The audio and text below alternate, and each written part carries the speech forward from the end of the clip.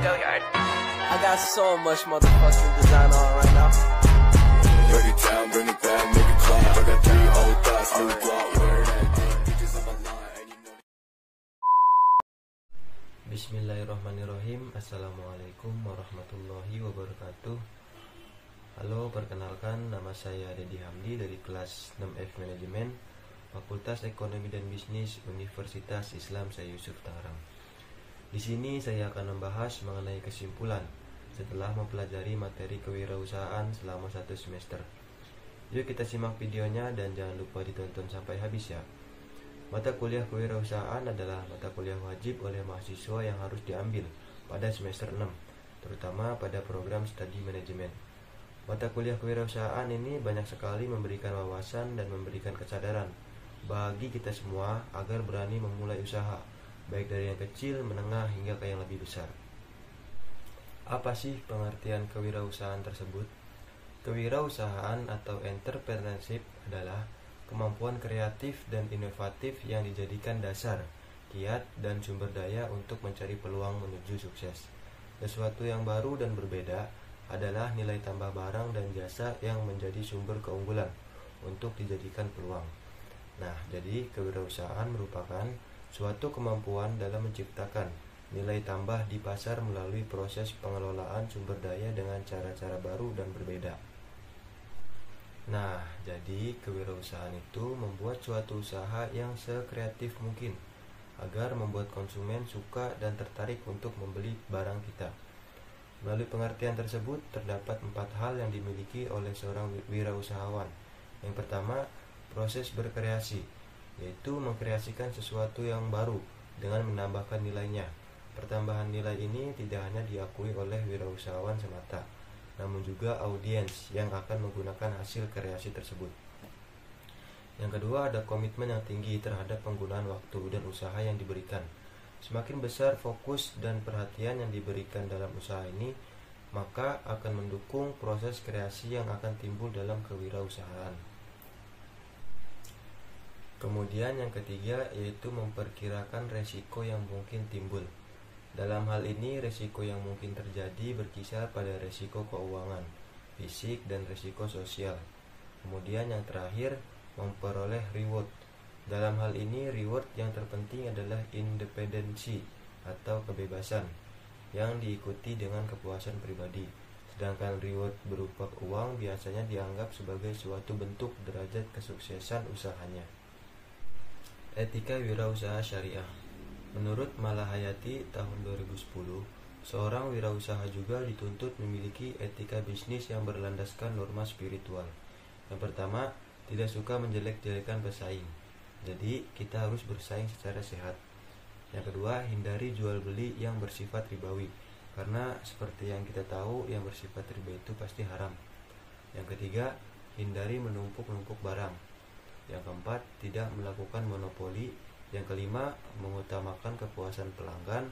Kemudian yang terakhir atau yang keenam, tidak melupakan akhirat. Seorang wirausaha juga harus memiliki mental wirausaha syariah. Menurut H.S. Quesman tahun 2008, sikap moral wirausaha syariah yang pertama yaitu suka bekerja keras dan tekun. Yang kedua, memiliki kemampuan keras dan tekad yang kuat.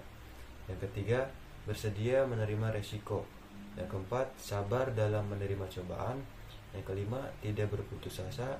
Yang keenam, beriman kepada qada dan qadar. Yang ketujuh, berpikir kreatif dan inovatif. Dan yang terakhir atau yang kedelapan, selalu berpandang ke masa depan. Jurus awal berwirausaha. Berikut ini ada beberapa jurus awal yang harus segera dilakukan jika kita mau berwirausaha. Yang pertama yaitu berani memulai. Yang kedua, berani menanggung resiko, yaitu jangan takut rugi, jangan takut perhitungan lah gitu. Yang ketiga, memiliki rencana yang jelas. Yang keempat, tidak cepat puas dan putus asa, optimis dan penuh keyakinan, memiliki tanggung jawab dan memiliki etika dan moral. Ruang lingkup kewirausahaan. Kewirausahaan merujuk pada proses mengidentifikasi, mengembangkan, dan menerapkan peluang bisnis dengan tujuan menciptakan nilai dan pertumbuhan ekonomi. Ruang lingkup kewirausahaan sangat luas dan mencakup berbagai aspek dalam dunia bisnis. Ada beberapa ruang lingkup kewirausahaan yang secara umum. Yang pertama, ide dan inovasi bisnis, yaitu kewirausahaan dimulai dengan ide bisnis yang kreatif dan inovatif. Ini melibatkan proses mengidentifikasi peluang bisnis yang belum terpenuhi atau perbaikan yang dapat dilakukan pada produk atau layanan yang sudah ada. Kemudian ada riset dan analisis pasar. Sebelum memulai bisnis, kewirausahaan memerlukan riset pasar yang komprehensif untuk memahami kebutuhan dan preferensi konsumen, persaingan, tren pasar, dan peluang yang ada. Analisis pasar membantu dalam pengambilan keputusan bisnis yang tepat. Kemudian juga ada perencanaan bisnis. Ruang lingkup kewirausahaan juga mencakup perencanaan bisnis yang komprehensif. Ini melibatkan penentuan visi, misi, tujuan, strategi, struktur organisasi, dan rencana operasional yang diperlukan untuk mencapai keberhasilan bisnis. Kemudian ada pemasaran dan penjualan. Salah satu aspek penting kewirausahaan adalah pemasaran dan penjualan produk atau layanan. Ini melibatkan pengembangan strategi pemasaran, branding, promosi, distribusi, dan upaya untuk mencapai target pasar. Kemudian ada juga pengembangan produk dan layanan. Kewirausahaan juga mencakup pengembangan produk atau layanan yang relevan dengan pasar. Ini melibatkan inovasi produk, peningkatan kualitas, penyesuaian dengan kebutuhan pelanggan, dan pengujian produk secara teratur. Kemudian ada skalabilitas dan pertumbuhan. Kewirausahaan bertujuan untuk mencapai pertumbuhan bisnis yang signifikan, menciptakan bisnis yang dapat diskalakan, mengidentifikasi peluang ekspansi, dan mengelola pertumbuhan bisnis adalah bagian integral dari kewirausahaan. Kenapa penting belajar kewirausahaan? Belajar kewirausahaan ini memiliki banyak penting dan manfaat yang dapat membantu individu dalam berbagai aspek kehidupan. Ada beberapa alasan mengapa penting dan manfaat belajar kewirausahaan. Yang pertama yaitu kreativitas dan inovasi. Belajar kewirausahaan mendorong kreativitas dan inovasi. Ini membantu individu untuk mengembangkan kemampuan berpikir secara kritis dan solutif, serta menghasilkan ide-ide baru untuk memecahkan masalah atau menciptakan peluang bisnis yang belum terpenuhi. Kemudian yang kedua ada kemandirian dan inisiatif. Kewirausahaan mendorong kemandirian dan inisiatif. Dengan mempelajari kewirausahaan, individu diajarkan untuk mengambil tanggung jawab atas tindakan dan keputusan mereka sendiri. Mereka belajar untuk mengambil inisiatif, mengatasi tantangan, dan bertanggung jawab atas keberhasilan atau kegagalan mereka. Kemudian yang ketiga ada keterampilan bisnis, yaitu belajar kewirausahaan membantu individu mengembangkan berbagai keterampilan bisnis yang penting. Ini termasuk keterampilan perencanaan bisnis, manajemen keuangan, pemasaran, negosiasi, manajemen waktu, dan keterampilan kepemimpinan.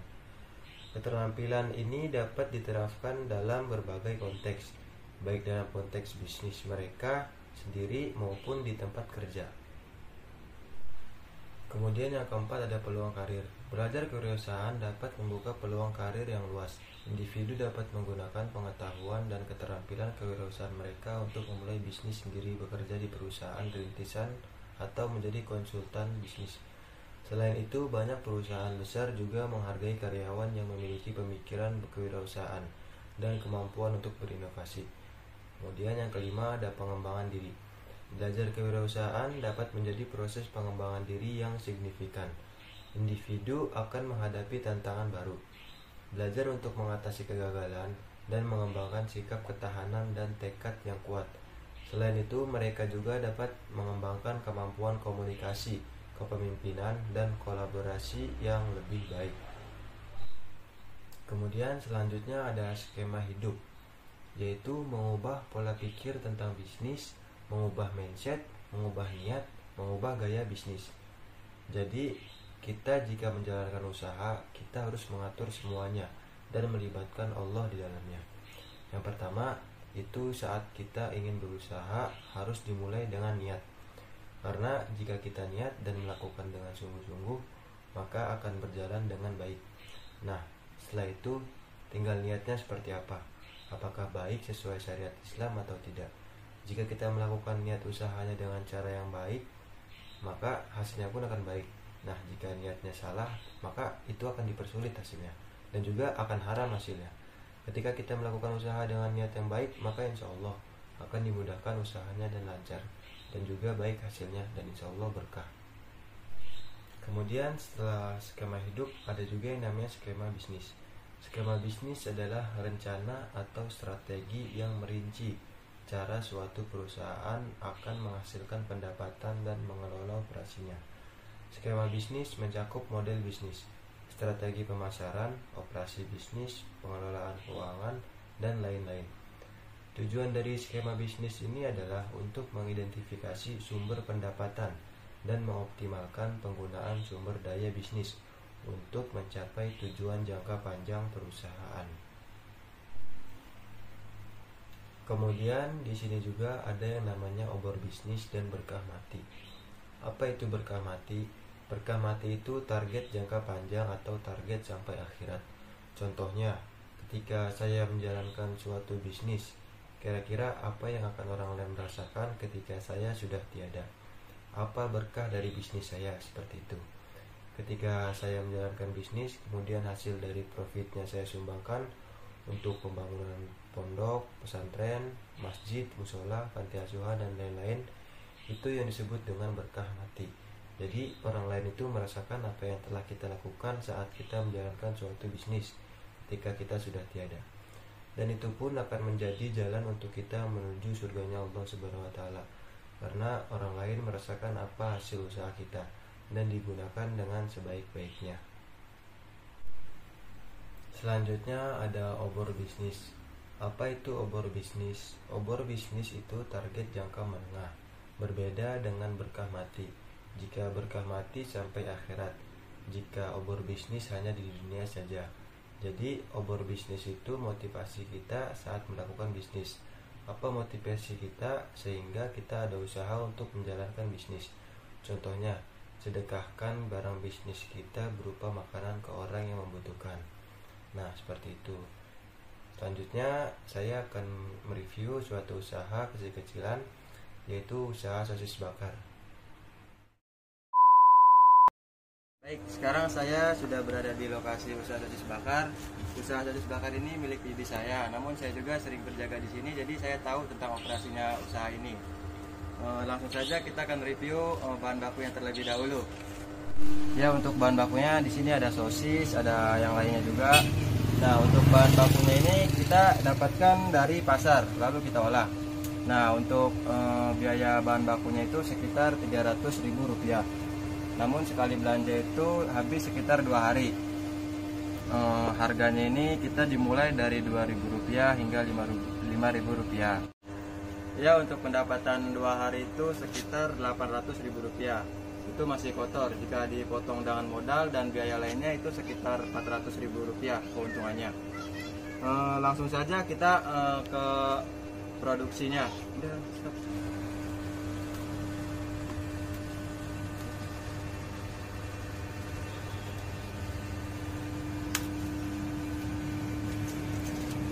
Kita potong-potong terlebih dahulu agar lebih berasa ke dalam gitu. Lalu setelah itu kita berikan margarin biar agak lebih mantap.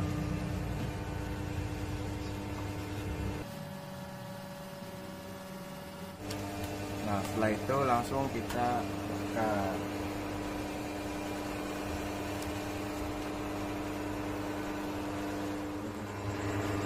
Setelah itu kita taruh. Nah, di sini kita taruh di muka terlebih dahulu.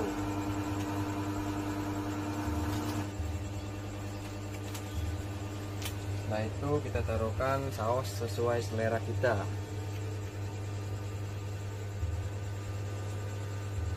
Kenapa sih kita harus mengambil usaha sosis bakar ini? Karena sosis bakar ini bahan bakunya sangat mudah, terus biayanya juga murah, terus proses pengelolaannya juga mudah gitu. Jadi gampang gitu kita berbuka usaha seperti ini. Namun usaha sosis bakar juga ada sepinya juga, karena orang itu bosan dengan aneka seperti itu saja. Jadi, kesimpulan dari mempelajari kewirausahaan yaitu dapat merubah pola pikir kita ke yang lebih baik dan membuat kita untuk berani memulai suatu usaha, baik yang kecil, menengah, hingga ke yang lebih besar. Apapun itu usahanya, tidak usah gengsi. Selagi halal dan bermanfaat bagi orang sekitar, lakukan saja. Insya Allah semuanya akan berjalan sesuai keinginan kita, selagi masih melibatkan Allah di dalamnya. Baik, cukup sekian video dari saya. Apabila ada salah kata yang kurang berkenan, mohon dimaklumkan, karena saya juga manusia, dan manusia itu tempatnya salah dan dosa. Terima kasih yang sudah menonton. Semoga bermanfaat bagi kita semua. Saya Deddy Hamdi, pamit undur diri. Assalamualaikum warahmatullahi wabarakatuh.